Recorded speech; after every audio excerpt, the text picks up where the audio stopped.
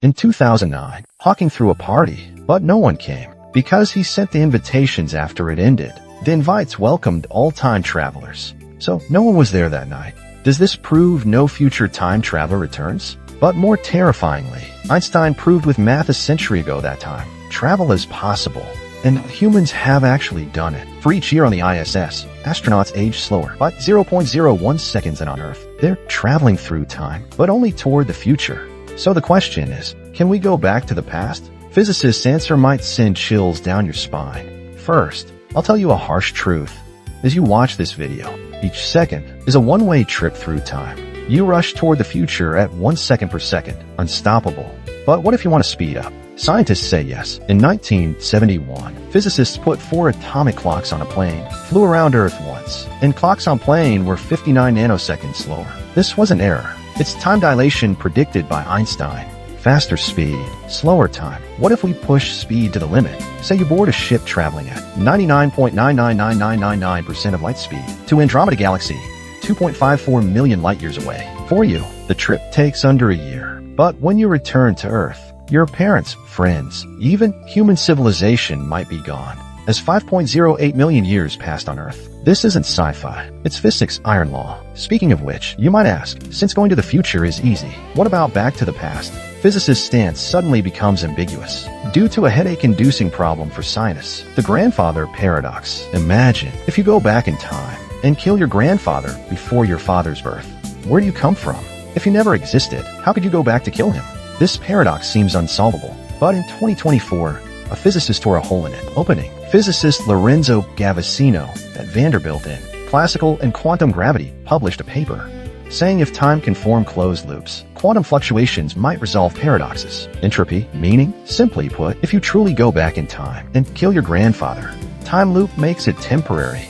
Your memory might fade. Your aging could reverse. All contradictions smoothed by time itself. He stated chillingly, entropy growth is why we If entropy reverses, is death still the end? But don't get excited yet. Even with paradox solved, you need a time machine. Currently, only wormholes are conceivable.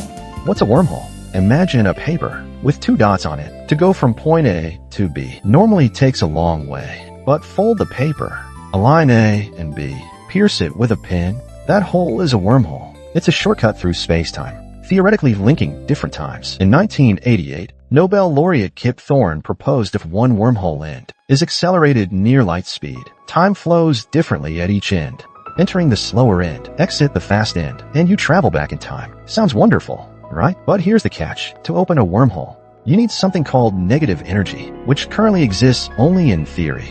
Even scarier, Hawking once said, even if you open a wormhole, warping space-time creates intense radiation, enough to destroy the ship and the wormhole itself. It's like opening a door, only for it to explode. Are there other ways? Some propose the Tipler cylinder. In 1974, physicist Frank Tipler calculated that an infinitely long cylinder, spinning near light speed, could drag space-time into a spiral, creating a path to the past. Problem is, infinite length? Where do you find infinite material? Others suggest the Alcubierre drive, compressing space-time ahead and expanding it behind, riding a space-time wave faster than light.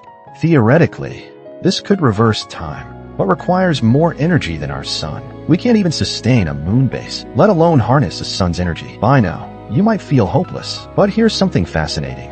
In 2024, Cambridge scientists conducted an experiment. They simulated time reversal using quantum entanglement. By manipulating 2 entangled particles, one particle's state returned to the past. While not true time travel, it proved that in the quantum world, past and future boundaries blur. Physicist Ketmerch said something striking. It's like seeing a shooting star, but missing your wish. In the quantum realm, we could send a telescope back to recapture that star. So back to the first question.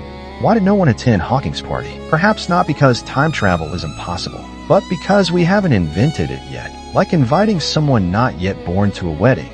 Or travelers did come, but strict rules forbid them from revealing themselves. After all, if you were from the future, would you attend a globally watched party? More intriguingly, after Hawking's death, his funeral application form allowed birth years up to 2038, officially explained as, we can't rule out time travel, as no satisfactory disproof exists. So, Can we truly return to the past? Physics says theoretically yes, but practically near impossible. Yet science's beauty is, it never says never. A century ago, moon landings seemed impossible. 50 years ago, phones holding libraries? Who knows in 100 years, 1,000 years, or 10,000, if we'll unlock time's door.